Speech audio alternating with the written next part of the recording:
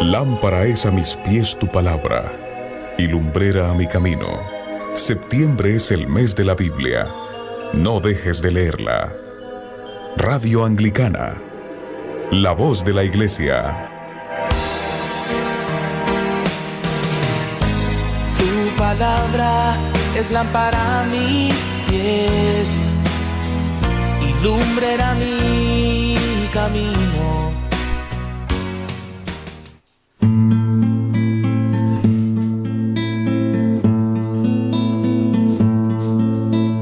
Lámpara es tu palabra, Señor, para mis pasos, luz de mi sendero.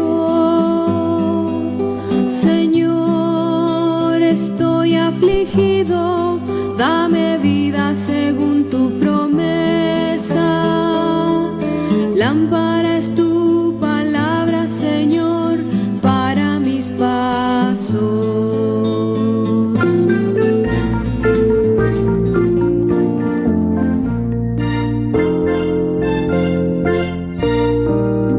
Buenas tardes, queridos hermanos y hermanas oyentes de Radio Anglicana, la radio de la Iglesia. Bienvenidos a este programa, a esta emisión de su programa La Palabra Hoy. Con nosotros el reverendo Juan María Tellería. Juan María, buenas tardes, bienvenido. Muy buenas tardes, reverendo Noel. Muy buenas tardes, equipo. Muy buenas tardes, amigos y radio oyentes de nuestro programa en esta tarde, noche o mañana, como decimos siempre, según la hora en que nos estén escuchando. Totalmente, es una alegría para nosotros compartir con vosotros este momento, también saber de que es de gran bendición para el pueblo de Dios este programa, y continuamos pues con las reflexiones sobre el libro del profeta Daniel, y en esta ocasión trataremos el tema de Daniel, un hombre sabio, prudente y sufrido.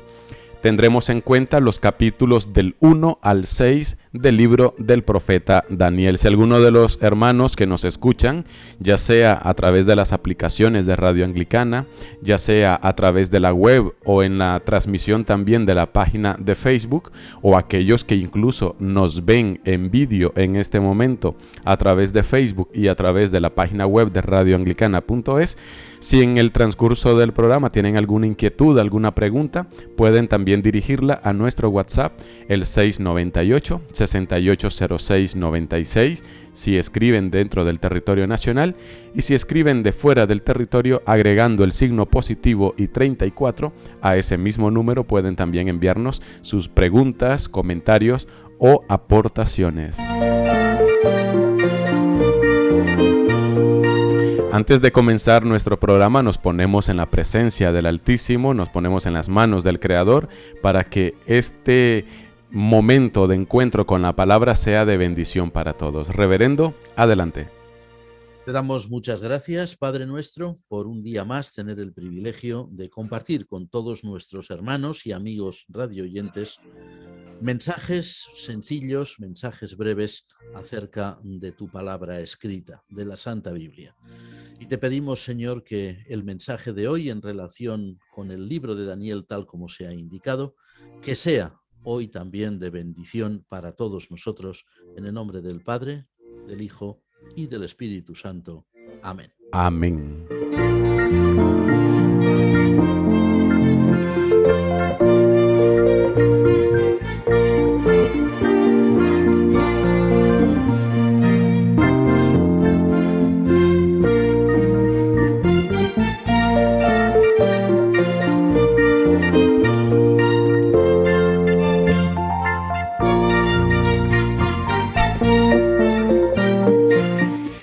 En relación a la primera emisión del programa sobre la introducción al libro de Daniel, Tellería, nos surgió una pregunta y nos gustaría comenzar con esa pregunta. Nos dicen a través de nuestro WhatsApp, a diferencia de los cristianos, los hebreos no clasifican el libro de Daniel entre los Nabijim, profetas, sino entre los Ketubim, escritos, como los Proverbios, el Eclesiastés, etc. ¿A qué se debe esto y cuál es su opinión al respecto como experto en las Escrituras? Bueno, mi opinión, no tanto como experto en las escrituras, sino como simple estudioso del tema. Y después de haber esta misma pregunta, pues la verdad es que nos la habíamos hecho nosotros mismos hace muchos años, ¿verdad? Cuando éramos, pues simplemente, pues joven seminarista, ¿no? ¿Qué pasaba? O sea, ¿por qué había esas diferencias, ¿no? Entre el orden canónico hebreo, judío, del Antiguo Testamento y el orden cristiano, ¿no? O incluso dentro de los judíos, ¿por qué había tantas diferencias entre el orden hebreo, el orden canónico y el orden de la Septuaginta griega, que es el que luego seguirá la Iglesia? Pues si vemos bien un poquito cuáles son los libros que componen esa tercera parte de la Biblia judía, de la Biblia hebrea, que es lo que llaman los Ketubim, los escritos, literalmente significa eso, pues nos damos cuenta de que son siempre escritos considerados muy tardíos. Es decir, los judíos tuvieron muy claro que la base de su religión, la base de todo lo que iba a ser su comprensión de la revelación divina, estaba en la Sagrada Torá, es decir, el Pentateuco. Y eso es lo que colocaron en primer lugar. Luego entendieron también, andando el tiempo, que había toda una historia sagrada, lo que hoy llamaríamos toda una historia de la salvación, en la cual los principales protagonistas habían sido los profetas, es decir, como llaman en su idioma o llamaban en su idioma los Nevi'im. Y entonces colocaron ahí los libros que nosotros hoy consideramos históricos, que serían los primeros profetas, y luego los libros proféticos que consideramos nosotros así, de esta manera, y estaban dentro de ese gran bloque, es decir, lo que acompañaba a la Sagrada Torá. Pero luego añadieron al final una serie de escritos en los cuales nos encontramos cosas muy curiosas, ¿verdad? Desde, por ejemplo, libros puramente poéticos, como son, por ejemplo, los Salmos, el Salterio, como es, por ejemplo, el Cantar de los Cantares, libros sapienciales, como son los Proverbios o el Eclesiastés, libros incluso que nosotros consideramos históricos, como son, por ejemplo, Esdras, Nehemías, los libros de crónicas y entre ellos el libro de Daniel. ¿Por qué razón? Bueno, porque evidentemente, como decíamos, me parece que en el programa anterior, si no recordamos mal, el libro de Daniel es un libro de redacción muy tardía. Probablemente es de todos los libros, de los 39 libros que se encuentran hoy en el Antiguo Testamento canónico, tal como lo conciben los judíos y tal como se edita en las Biblias protestantes, el libro de Daniel puede muy bien ser el último de todos, el último en cuanto al tiempo, el último en cuanto al momento en que fue escrito, más o menos hacia el siglo II antes de Cristo. No quiere decir que las historias que narre sean historias del siglo II, evidentemente, pero sí que es un libro cuya redacción ve la luz en esa época. Entonces, al ser un libro de escritura muy tardía, y puesto que ya en el canon la parte reservada a los profetas estaba ya cerrada, sin duda que los maestros de Israel decidieron que el libro de Daniel debiera más bien colocarse en esa tercera parte. Además hay que tener en cuenta un detalle, el libro de Daniel no solamente es profecía, también es narrativa.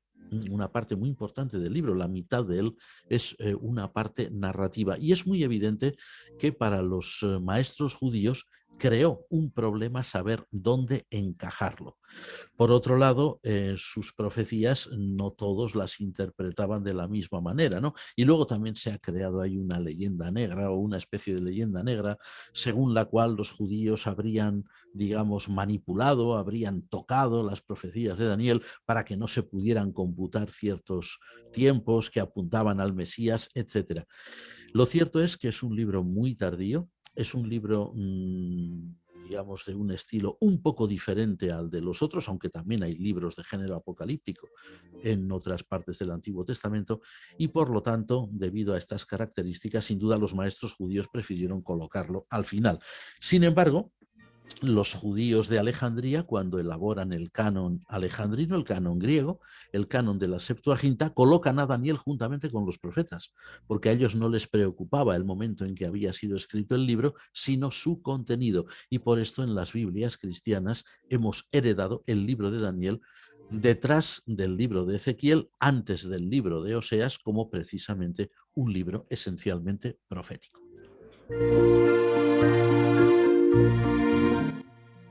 Hablando del contenido, hablando del contenido de Daniel, el fundador de la Iglesia Adventista, William Miller, se basó en la profecía de las semanas de Daniel para predecir el fin del mundo, que sería en una fecha concreta de 1844, allá por el 31 de octubre. Pero no sucedió. Se le conoce a esto como la gran desilusión en la jerga adventista, según nos comentan. No es la única vez que alguien se ha afanado en encontrar una fecha concreta para el fin del mundo, basándose en el libro de Daniel. La pregunta sería, ¿por qué cree que se han dado tantas especulaciones con base a este libro y no tanto como en el Apocalipsis? ¿Por qué cree usted que sucede esto? Bueno, pues por una razón, porque el libro de Daniel es un libro, como decíamos en el programa anterior, muy atractivo. Es un libro que, al contrario del Apocalipsis de San Juan, o al contrario del profeta Ezequiel, que hay también quienes han pensado que a través del libro de Ezequiel podrían deducir cosas en relación con el futuro, en el libro de Daniel, digamos que las profecías se expresan de una manera que aparentemente al menos está mucho más clara. Digamos que en el libro de Daniel la parte que es narrativa es una parte que cuenta historias de, digamos, fácil comprensión, pero la parte que es profética presenta una serie de datos, una serie de detalles, una serie de, por decir así, de pinceladas, como si fuera un cuadro, y es que realmente lo es una obra artística de enorme valor, aparte de su valor teológico, que a las personas que no entienden bien el género apocalíptico, pues les crea la gran tentación de decir, esto lo entendemos todo, luego podemos entender mucho más. Desgraciadamente, en ciertos sectores del mundo cristiano, especialmente en el mundo, digamos, protestante, anglosajón, de los Estados Unidos de América del Norte, en el siglo XIX, por una serie de razones que ahora pues sería pues un poco prolijo, ¿no?, enumerar, pues se produjeron una serie de movimientos religiosos de tipo reavivalista, una serie de movimientos religiosos que estaban basados en la certeza de que el fin del mundo tenía que estar muy cerca, ¿no? Pensemos por un momento que el siglo XIX, sin entrar en detalles, fue una época de unos cambios drásticos en todo el mundo, ¿no?, especialmente en el mundo occidental. Pues imaginémonos la gran diferencia que podría hacer, por poner unos ejemplos muy simples, ¿no?, el hecho de que hasta hacía una generación, pues prácticamente todo el mundo iba a pie o a caballo, y a partir de un determinado momento en los Estados Unidos, lo mismo que en ciertas partes de Europa, el ferrocarril ya va a ser una realidad. O imaginémonos, por ejemplo, también la gran sorpresa que tuvo que suponer para muchísima gente el pensar que podían hablar o podían enviar mensajes desde un lugar a otro muy lejano, simplemente acudiendo a un lugar donde alguien tecleando una maquinita iba a transmitir ese mensaje que llegaría a su destino mucho más rápido que lo que podría llegar, por ejemplo, el correo postal ordinario. Estas cosas que a nosotros hoy no nos extrañan en absoluto, y menos pues teniendo como tenemos hoy acceso a Internet y a todas las nuevas tecnologías, pues nos parece que eran nimiedades, pero si pensamos un poquito, la impresión que tuvo que crear en personas que estaban pasando de una cultura de tipo agrario a una cultura industrializada y altamente tecnificada, pues esa sensación de cambio, esa sensación de que todo lo que habían conocido hasta ese momento pues se iba para siempre, creaba desazón. Los grandes cambios suelen crear a veces pues cierta angustia en las personas, ¿no? En las personas y en las naciones. Por lo tanto, los Estados Unidos, que además en el siglo XIX tuvieron una historia pues bastante más turbulenta de la que solemos pensar. Nosotros pensamos siempre en la guerra civil norteamericana, que desde luego fue terrible, pero nos olvidamos de las guerras indias que el gobierno norteamericano estuvo manteniendo a lo largo de prácticamente todo el siglo XIX, con las pérdidas de vidas humanas constantes, tanto de militares como de colonos y por supuesto también de las propias tribus indígenas, ¿no? O los grandes problemas que tuvo Estados Unidos para alcanzar el territorio que hoy tiene después de una guerra devastadora con México, por ejemplo. En fin, Estados Unidos estaba viviendo un momento de gran crisis y eso hizo que ciertas personas pues con tendencias desgraciadamente al fanatismo religioso o con tendencias al extremismo, pues acudieran rápidamente a libros como el de Daniel, que parecían desplegar toda una especie de mapa del futuro con una gran claridad, acudieron allí para buscar esas fechas del fin del mundo.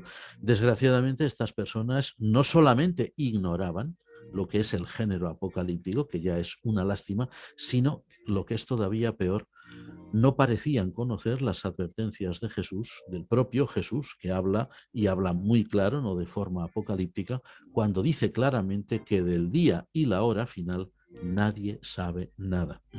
Es decir, son movimientos que surgen en un momento determinado, en un país muy determinado, con unas circunstancias muy concretas.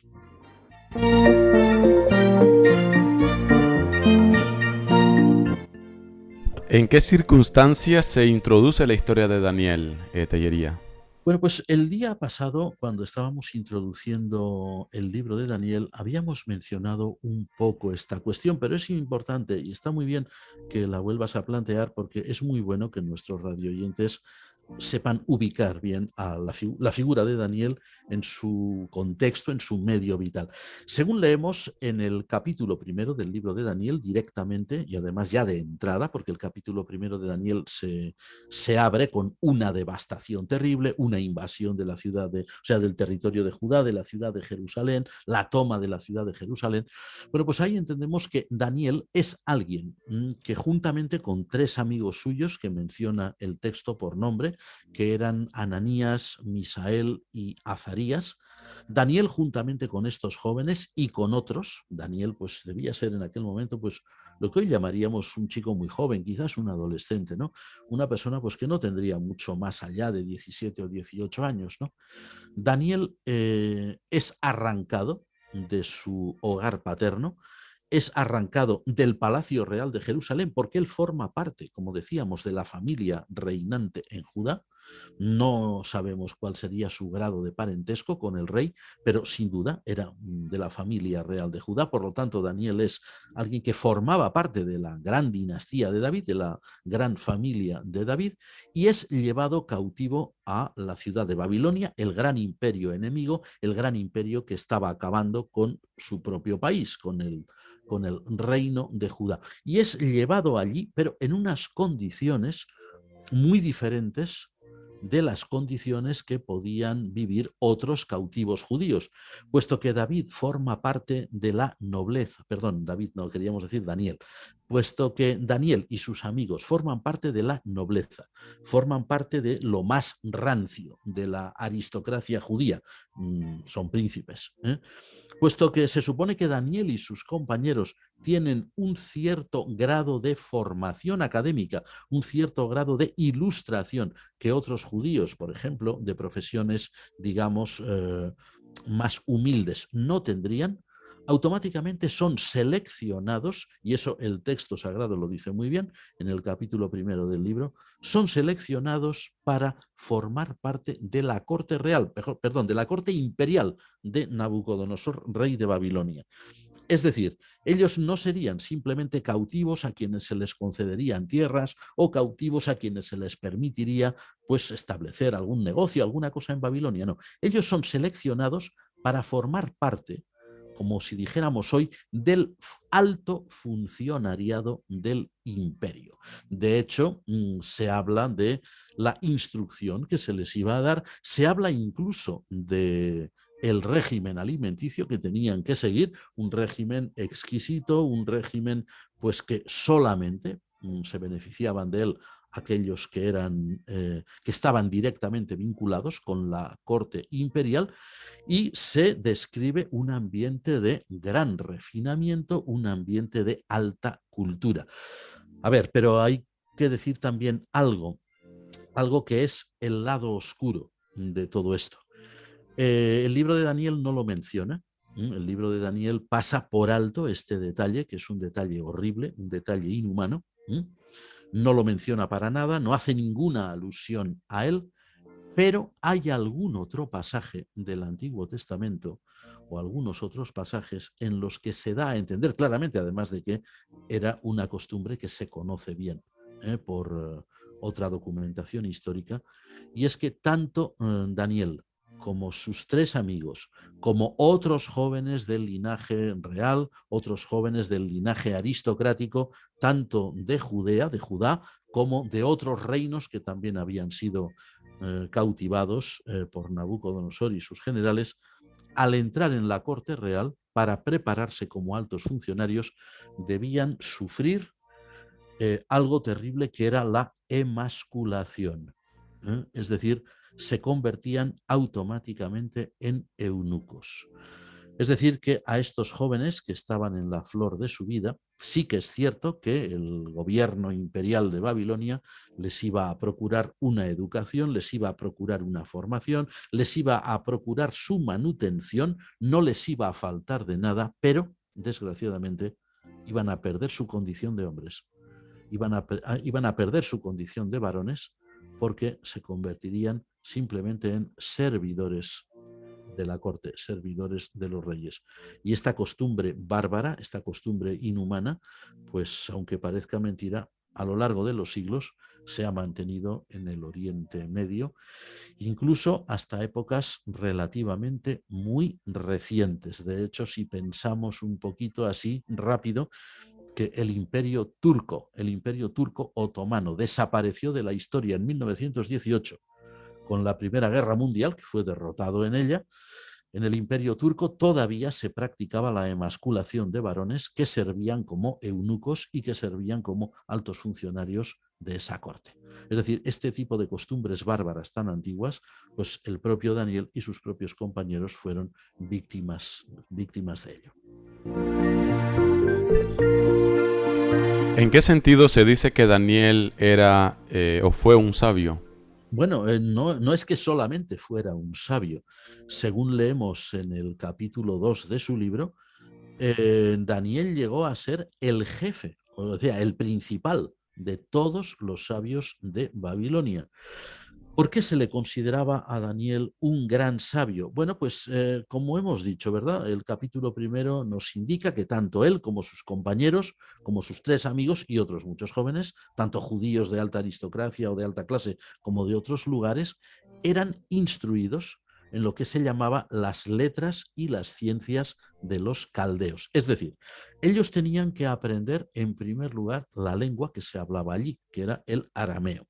Pero no solamente tenían que aprender a hablarla, que no les costaría mucho, porque el arameo y el hebreo pues se parecían tanto como se pueden parecer hoy el castellano, el español y el catalán. Más o menos es esa diferencia, ¿no? Quien sabe hablar uno puede llegar a entender el otro. Tenían que aprender a leerlo y tenían que aprender a escribirlo, y desde luego los pueblos de habla aramea, no empleaban el mismo alefato, el mismo alfabeto que los judíos. Tenían que adaptarse a un nuevo tipo de escritura. Pero no solamente era aprender a hablar y aprender a leer y escribir, era también aprender incluso de memoria, aprender todas las grandes obras de la literatura antigua que se habían conservado en Babilonia. Obras antiquísimas, poemas y, en fin, y relatos que venían desde la antigua Sumeria, la antigua Acadia, etcétera, ¿no? Y también tenían que aprender las ciencias de los caldeos. Y entre las ciencias de los caldeos pues había algo muy importante. Los caldeos habían desarrollado un cierto tipo de medicina. Sin duda, Daniel y sus amigos tuvieron que aprender algo de esto, pero sobre todo tuvieron también que aprender técnicas de adivinación, a las cuales los antiguos eran muy dados, y también descifrado de augurios por muchos medios distintos, o bien por consultar el vuelo de las aves, lectura del hígado de un animal recién sacrificado y otros muchos métodos que tenían. Pero desde luego, aparte de esta gran formación, digamos, académica, todo el gran currículum académico que Daniel y sus amigos iban a alcanzar en Babilonia, Daniel destaca en el relato, en los relatos que contienen su libro, por el hecho de que cuando él es consultado por los monarcas a los que sirvió, tanto babilonios como luego más tarde medos o persas, Daniel pudo darles consejos mucho más inteligentes, mucho más acertados, mucho más prudentes que los que otros sabios podrían haber dado. Es decir, que Daniel recibió de Dios, o que él entiende que es un don divino, lo que tiene, recibió de Dios una medida de sabiduría y una medida de prudencia que ninguno de sus compañeros alcanzó. Por eso se dice que Daniel fue un gran sabio y, como dice el propio texto sagrado, jefe de los sabios de Babilonia. Pero la adquisición de tales conocimientos, Tellería, no era algo contrario a los principios de la religión judía.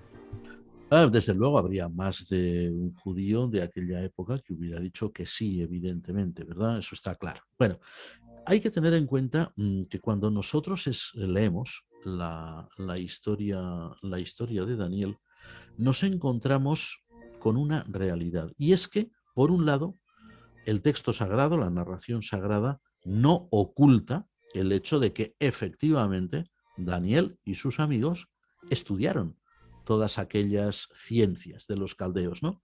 Estudiaron pues la astronomía, perdón, la astrología, que en aquella época la astrología no era solo hacer horóscopos, ¿no? Como es hoy, sino que también era lo que nosotros llamamos astronomía. Astronomía y astrología estaban siempre muy unidas, se daban la mano, ¿no?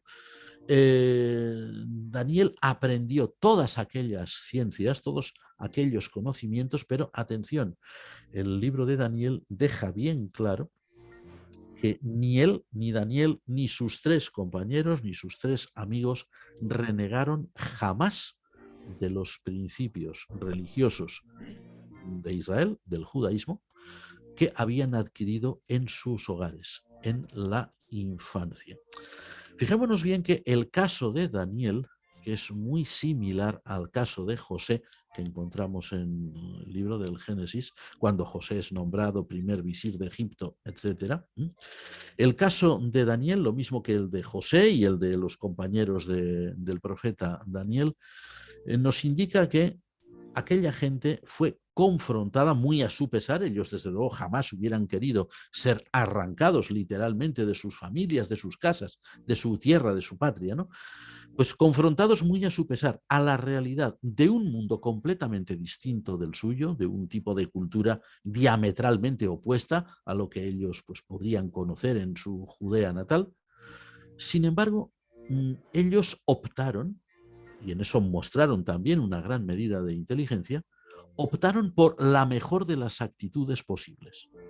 Y la mejor de las actitudes era, puesto que estamos cautivos en una tierra que no es la nuestra, puesto que hemos tenido, entre comillas, ¿no?, la gracia de ser recibidos en el Palacio Real y de ser instruidos para formar parte del alto funcionariado de este imperio babilónico, pues vamos a hacer una cosa, y es obtener el máximo provecho de esta situación. Vamos a aprender cómo es este mundo, vamos a aprender cómo es esta sociedad, cómo piensan los babilonios o los pueblos que están sometidos al imperio babilónico, qué creen, cómo conciben la vida, ¿Qué técnicas tienen para hacer frente, por ejemplo, a la enfermedad? ¿Qué técnicas tienen para hacer frente a los distintos problemas? Uno muy sencillo en aquellas épocas, ¿no? Bueno, muy sencillo no, era terrible para ellos el problema del riego de los campos, ¿no? Que eso era un gran problema siempre en el Medio Oriente. La escasez de agua es endémica allí. Bueno, pues los babilonios habían desarrollado todo un sistema de canalizaciones, ¿verdad? Para procurarse cierta irrigación. Daniel tuvo que aprender todo esto. La actitud de Daniel y la actitud de sus compañeros era aprender al máximo todo lo que ellos pudieran de aquel nuevo mundo, ¿sí? Pero sin dejar de conservar todo lo bueno que ellos habían recibido desde su infancia. En este sentido, vamos a decir que tanto Daniel como sus amigos, sus tres amigos, Ananías, Misael y Azarías, pues se convierten en un ejemplo para los creyentes de todas las épocas cuando nos vemos confrontados a un mundo que es diferente al nuestro o a unas realidades que son muy diferentes de las nuestras, ¿no? Es el principio que muchos siglos más tarde iba a dejar claramente por escrito el apóstol San Pablo cuando dice en la primera epístola a los tesalonicenses aquello de examinadlo todo, retened lo bueno.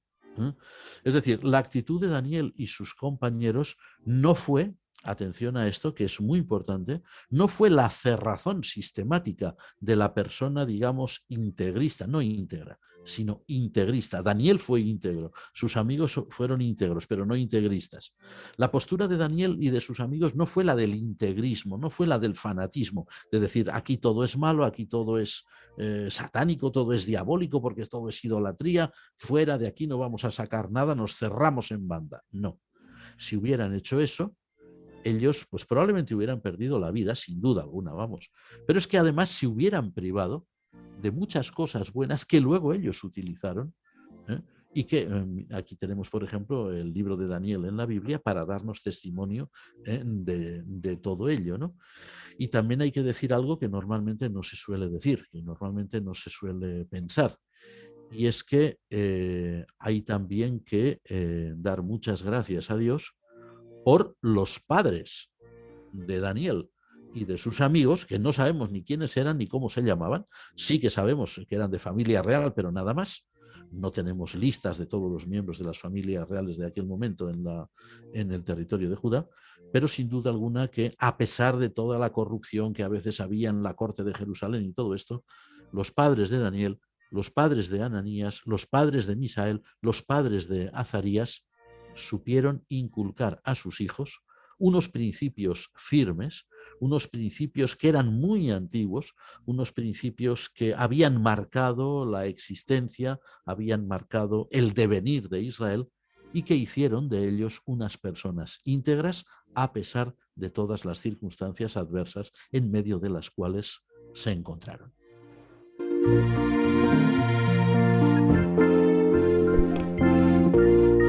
Tenemos dos preguntas, Tellería. Una que nos hacen es que el rescate de los 3 hombres del horno de fuego se podía ver solo como un ejemplo de salvación por la fe o también como un medio para la conversión y como fortaleza en la fe de los creyentes de nuestro tiempo. Sin duda y también mucho más. Sin duda que todo eso es cierto, por supuesto que sí. Porque además ese capítulo, ese episodio, hoy lo leemos nosotros desde nuestro punto de vista cristiano y sin duda tiene todos estos valores que esta persona nos indica. Por supuesto que sí. Pero es que además también tiene algo añadido y es que ese episodio, tal como lo leemos en el libro de Daniel, en el capítulo 3, nos evidencia también algo y es un testimonio poderosísimo de la fe en el Dios de Israel ante los propios paganos.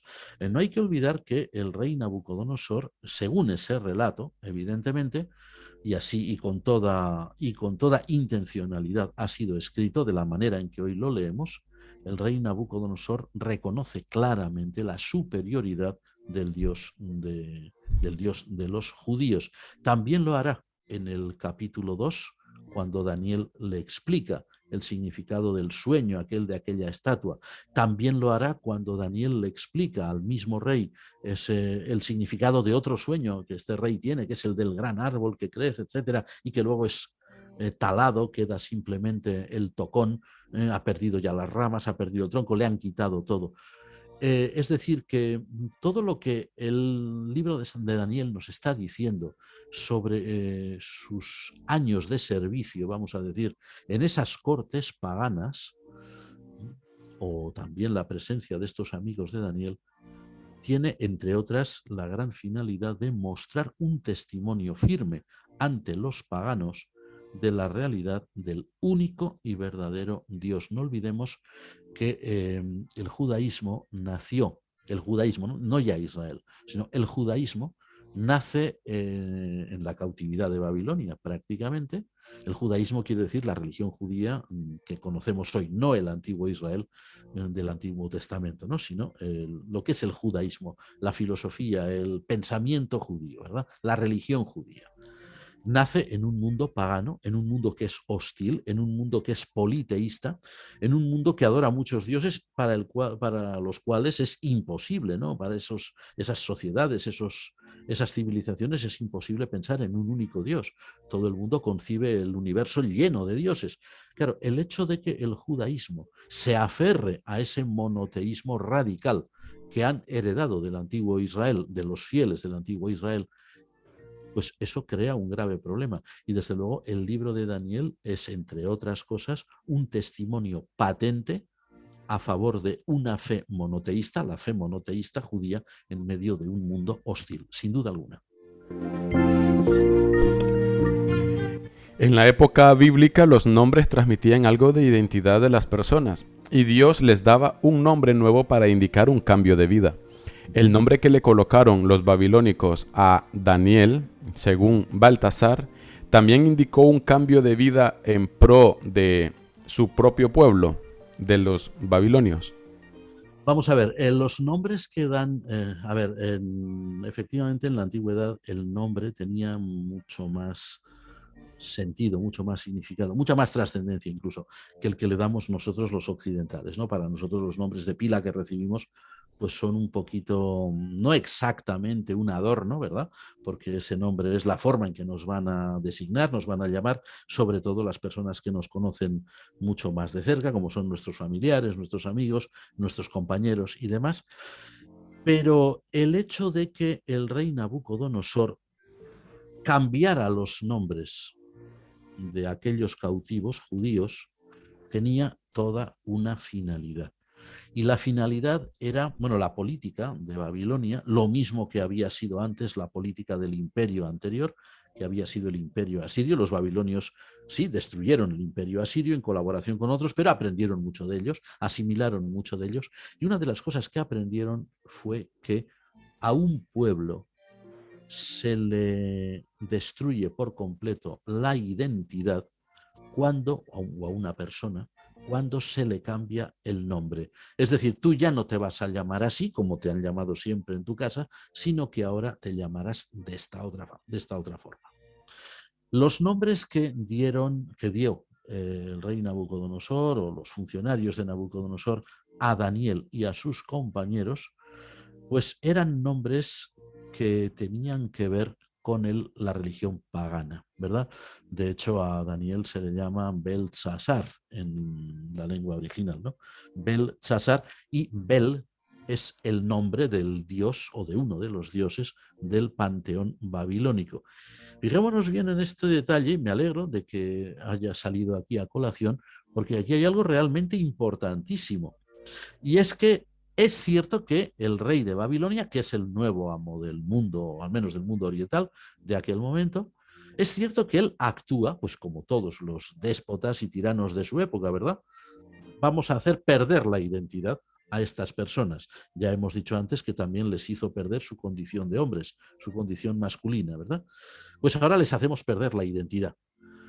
Bien, es curioso que ni Daniel ni sus compañeros protestan por este cambio onomástico. Es más, el libro de Daniel indica con toda claridad que a Daniel se le conocía como Beltsasar no solamente en la época de Nabucodonosor, sino también después, cuando el rey este que se llama precisamente Baltasar, ¿no? Bueno, un derivado así, cada versión de la Biblia lo dice de una manera diferente. Es el último rey de Babilonia y llama a Daniel, también le llama por el nuevo nombre, el nombre que tenía en Babilonia. Muy importante, fijémonos bien lo que antes habíamos dicho. Daniel y sus 3 amigos, y probablemente algunos otros más, se proponen aprender todo lo que puedan de ese mundo nuevo que les ha tocado vivir. Se proponen asimilar todo lo que puedan de ese mundo, pero ellos van a conservar sus raíces, van a conservar su identidad y sobre todo van a conservar su fe. Fijémonos aquí en este detalle tan importante. A Daniel le van a cambiar el nombre, efectivamente. Oficialmente ya no se llamaría Daniel, se llamaría Beltsasar. Muy bien. Pero Daniel no hizo de eso ninguna bandera ni ningún motivo de lucha. Dice, vale, llamadme como queráis, pero yo sé quién soy. Es decir, vale, me llamáis Belsasar, vale, pues aquí me llamo Belsasar, estupendo. Cuando me llamen, responderé. Pero él seguía llamándose Daniel. Y para él, y en su interior, y con sus compañeros, y con sus amigos, y sin duda con otros judíos con los que estuviera en contacto, él seguía llamándose Daniel. Pero lo más importante de todo no es que se llamara Daniel, sino que él seguía siendo Daniel. Es decir, seguía siendo el judío fiel a quien un simple barniz, como era el cambio de nombre, no le iba a afectar en absoluto. Sin duda que la actitud de Daniel, una actitud de no abierta beligerancia, una actitud no contestataria, una actitud no rebelde, una actitud de, no vamos a decir sumisión, porque él no se va a someter, él va a seguir siendo, él y sus compañeros, fieles a Dios, pero esa actitud de prudencia, de saber examinarlo todo y de saber mantener siempre lo fundamental, sin duda que también benefició, cómo no, a muchos judíos que estuvieran, pues en cierto sentido, más o menos vinculado con la corte de Babilonia. Daniel no dio jamás al gobierno babilonio una ocasión para que nadie pudiera hacer nada en contra del pueblo judío. Hablando de la prudencia de Daniel, ¿cómo podemos calibrar esa prudencia del profeta Daniel en sus responsabilidades cortesanas? Pues mira, calibrar la prudencia de Daniel es realmente entrar en un terreno que nos conduce a una admiración absoluta. Mira, vamos a ver, hay un pequeño detalle en estas historias, pero a ver, por ejemplo, Daniel se mantiene, por lo que se da a entender, en su puesto de alto funcionario, o sea, no cualquiera, recordemos que había sido nombrado jefe de los sabios, se mantiene en ese puesto durante el reinado de Nabucodonosor. Luego aparece también como una figura capital en el reinado del último rey de Babilonia, ese famoso Baltasar, aquel que organizó aquella fiesta, en fin, toda la historia esta que se lee en el capítulo 5. Pero se podría pensar, bueno, si había sido funcionario con Nabucodonosor, rey de Babilonia, ¿por qué no lo iba a ser con los otros reyes del mismo imperio? Podría ser lógico. Lo que ocurre es que luego también aparece como una persona de muy elevada categoría con el rey, el discutido rey Darío el Medo. Y luego también aparece en los últimos capítulos del libro canónico como alguien que está junto al rey Ciro de Persia para aconsejarle. Es decir, ahí ya debía ser Daniel un hombre muy mayor, realmente muy mayor, un ancianito, ¿no? Pero un ancianito que seguía en su lugar. Fijémonos bien que Daniel supo mantenerse con total dignidad en su puesto de alto funcionario, incluso con cambios de gobierno drásticos. O sea, no es ya que cambia un rey porque ha fallecido y viene otro. No, es que es también un cambio de imperio, un cambio de dinastía, un cambio total de política. Sin embargo, Daniel permanece allí. Vamos a ver, Daniel aparece, como decimos, en los capítulos 1 al 6, dedicados a estas narraciones sobre su vida, sobre su trayectoria. Aparece como alguien que siempre es valorado, siempre es apreciado por su valía, por su conocimiento, por su prudencia, por su honestidad. Y pensemos muy bien en un detalle, aquellos reyes no se parecían en nada a ver, en países de Europa como España, el nuestro y algunos otros más, a las monarquías constitucionales que tenemos hoy en los países europeos. No, señor, aquellos reyes eran unos auténticos dictadores, eran unos tiranos. Vamos, podrían ser equiparados pues con cualquiera de los tiranos que hemos tenido en el continente europeo, en cualquier otro continente del mundo, en épocas antiguas y en épocas recientes. Bueno, pues a pesar de esa coyuntura, Daniel supo, pues no nos dice el libro claramente todos los detalles, ¿no? Pero vamos a decir que Daniel supo librarse de intrigas palaciegas, que sin duda las había, de intentonas de golpe de Estado, que las hubo sin duda alguna, de corruptelas tan desgraciadamente tan comunes en el mundo político. De todo eso Daniel supo librarse. Ahora, si él no hubiera sido un hombre fiel, si él no hubiera sido un hombre que depositó, a pesar de todo, su confianza en el Dios de sus padres, si no hubiera sido un hombre que en todo momento buscó la guía divina para actuar de una forma correcta, de una forma justa, no hubiera podido llegar donde llegó y como llegó. Ya decimos, el capítulo 1 de Daniel nos muestra, como decíamos, a un chico muy jovencito, casi prácticamente un adolescente, y luego ya los últimos capítulos nos presentan a un hombre muy mayor, a un hombre de edad muy avanzada, un hombre octogenario, quizás nonagenario, pero que hasta el último momento se iba a mantener fiel en su puesto de alto funcionario. Él no vuelve ya, no será de los que vuelvan de la cautividad a la tierra de Judea, ya debía ser muy mayor, ¿eh?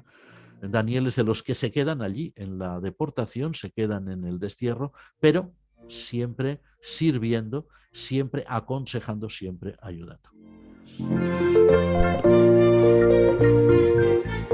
Los detractores de Daniel le acusan de traición a su pueblo, ya que según no habla nunca en favor del conjunto de los judíos ahí cautivos. También se le llama de trepa político, diríamos hoy. Es decir, de que bailaba el son que le toquen, o navegaba en el agua que le tocaba. ¿Qué podemos decir o pensar al respecto? La verdad es que hacen reír quienes dicen estas cosas, ¿no? Porque vamos a ver, sí, decir Daniel era un trepa, Daniel era un no sé qué, Daniel era un no sé cuánto, o sea, es facilísimo decir eso, vamos. A ver, lo más fácil que se puede hacer es cuando alguien llega, como llega Daniel, a un puesto de una altísima responsabilidad y según da a entender el libro de Daniel, llega a ese puesto de altísima responsabilidad o a esos puestos de altísima responsabilidad, no de forma gratuita, no de forma tranquila, no de forma fácil, no por, como diríamos hoy, por enchufe, sino que lo consigue con un trabajo muy duro, con una dedicación constante, con unos sufrimientos realmente muy grandes, pues siempre resulta muy fácil criticar a una persona así o censurarla o decir todo lo que había hecho de mal o todo lo que en lo que se había equivocado. Bueno, y si esa persona además es alguien que vive pues hace, pues vamos a decir 25, 26 siglos, pues todavía es mucho más fácil criticarla porque ya no está para defenderse, ¿verdad? Bueno, lo cierto es que, como ya habíamos apuntado también en el programa anterior, las tradiciones que nos conserva la Biblia, en el libro de Daniel, evidentemente, acerca de este personaje, son tan sumamente escasas, que es muy difícil poder llegar a afirmar tanto acerca de él y sobre todo tan en contra, ¿verdad? O sea, es muy difícil de estos 6 primeros capítulos del libro deducir todas esas barbaridades que se dicen, que es cierto, ¿eh? Yo también las he leído alguna vez, por eso me sonreía, ¿no? De las cosas que se han dicho sobre él. Por ejemplo, que él no se preocupaba para nada de los judíos. Al contrario, ¿cómo que no? Daniel en todo momento es reconocido como alguien que había sido de los miembros de la cautividad de Judá, y eso se lee incluso hasta en el capítulo 5. Ahora estoy recordando, el rey Baltasar o Belsasar, como también le llaman, dice, ¿no eres tú aquel Daniel que trajeron de Judá, etcétera? Es decir, Daniel en todo momento se identifica siempre como judío, nunca reniega de sus orígenes, ¿verdad? Entonces, claro, acusar a Daniel de decir es que él no hace nada por los judíos, cuidado, eso es una afirmación excesivamente gratuita. Una persona que está en una posición tan encumbrada como él, pero que no renuncia a sus orígenes y que es más, es reconocida como tal, como judío, es evidente que Daniel, todo lo que él hiciera, él era plenamente consciente de que iba a redundar en beneficio de su pueblo. Es evidente que el libro de Daniel no nos narra ningún episodio en el que se diga que Daniel entra, por ejemplo, delante de un rey cualquiera, vamos a poner Nabucodonosor, que era el primero, para decir, mira, vengo a pedirte que a los judíos no les cargues con tal impuesto o no les hagas esto o lo otro. No hay ningún capítulo que lo diga. Ahora, por la misma razón que no hay ningún capítulo que lo diga, o que lo afirme, tampoco hay ningún capítulo que lo niegue.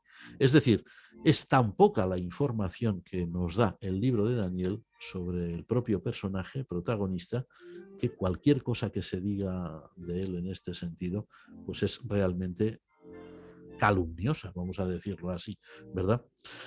Pensemos que la intención que tiene el narrador del libro de Daniel cuando recopila todas estas tradiciones, estas historias, la intención del narrador no es presentar a Daniel en relación con el pueblo judío, sino presentarlo en relación con los círculos cortesanos en los que él se movía. Ahora, eso no quiere decir que Daniel no tuviera relación con gente de su pueblo, sin duda que la tenía. Lo que está claro es que tener en una corte imperial, como era la de Babilonia, como luego sería la de Media y Persia, perdón, tener en la corte imperial a un funcionario tan bien preparado, tan competente como él al servicio del Estado, seguro que favoreció el buen trato a los judíos cautivos. Y bueno, y el hecho de que a cada cambio de gobierno, como hemos visto, pues los nuevos gobernadores lo conservaran en su puesto de alto funcionario, dice de Daniel mucho más y mucho mejor que lo que todos esos, como has dicho, detractores. Bueno, pues que todo lo que esos detractores pudieran querer imaginar. Totalmente, y como nos dice una oyente en este momento de que Daniel fue un muy buen diplomático y sobre todo también de que él manifestó su fe en Dios públicamente cuando lo tuvo que hacer, y eso pues indicaba de que no había ningún tipo de traición al pueblo hebreo. Así es, así es. Para finalizar, Tellería, en forma de tus conclusiones o tu punto de vista, podríamos decir que Dios quiso dejarnos en Daniel el mejor ejemplo de fe, obediencia y trabajo para llegar a Él y entablar una verdadera relación con Él y con nuestros semejantes. Sin duda. Daniel es una figura clave que incluso en los autores digamos más críticos, iba a decir descreídos, pero no es la palabra correcta. Los autores críticos que trabajan sobre las Sagradas Escrituras suelen ser creyentes y muy creyentes.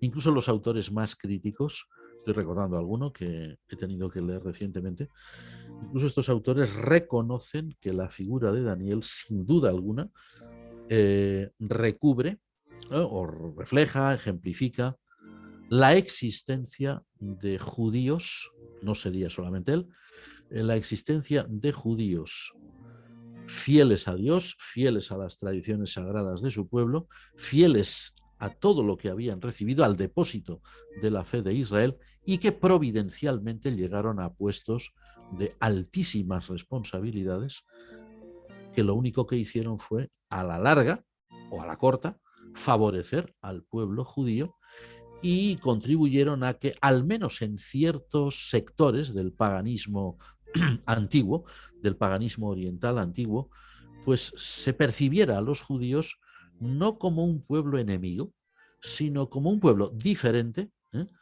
pero un pueblo con el cual se podía tener buen trato. De hecho, no hay que olvidar que los judíos prosperaron precisamente en la cautividad babilónica, por eso la mayoría ya no regresaron a Judea, y que se hicieron grandes comerciantes y sus clientes eran paganos, lo que significa que la relación entre ellos y el y sus vecinos paganos fue en ese momento muy buena. Personas como Daniel y otros que no conocemos, pero que sin duda estuvieron también allí, bueno, los 4 o los 3 amigos de Daniel y algunos otros más, debieron influir grandemente para que esto fuera así. Fueron personajes providenciales en un momento realmente crítico para la existencia del pueblo judío. Pues muchas gracias, Tellería, por compartir con nosotros Gracias a conocimientos, este tiempo que dedicas también a Radio Anglicana, a nuestros oyentes. Gracias por tu disponibilidad para estar al frente de este espacio de gran bendición para el pueblo de Dios. Soy yo quien os da las gracias, Noel, porque como tú sabes muy bien, lo hemos hablado alguna vez, para mí particularmente es un enorme privilegio poder colaborar contigo y colaborar con todo el equipo de Radio Anglicana en este programa tan especial. Soy yo quien nos da las gracias y, por supuesto, se la damos de corazón a todos nuestros amigos radioyentes, sin los cuales no habría programa ninguno. Totalmente, así que agradecemos a nuestros oyentes, agradecemos a todos aquellos que nos han compartido también sus impresiones y sus preguntas en el transcurso del programa. Les invitamos para dentro de 8 días, si Dios así lo permite, seguiremos reflexionando sobre este libro del profeta Daniel. Así que, sin más que decir, nos despedimos hasta dentro de 8 días, si Dios así lo permite. Alabado sea Jesucristo. Amén. Amén.